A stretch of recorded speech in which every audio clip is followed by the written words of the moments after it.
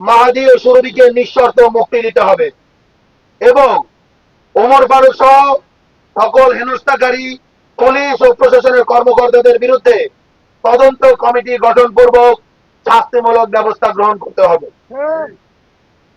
আমাদের দ্বিতীয় দফা হলো জুলাই গণঅভ্যুত্থানে অংশগ্রহণকারী ছাত্র শ্রমিক জনতার 1 জুলাই থেকে 8ই আগস্ট পর্যন্ত পরিচালিত সকল কর্মকাণ্ডের জন্য দায় মুক্তি প্রদান করে অবিলম্বে রাষ্ট্রপতির মাধ্যমে অধ্যাদেশ জারি করতে হবে।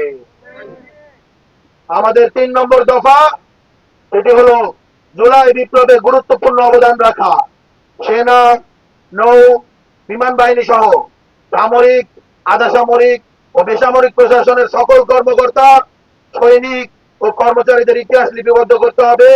তাদেরকে সম্মাননা, স্বীকৃতি ও আইনি সুরক্ষা নিশ্চিত করতে হবে।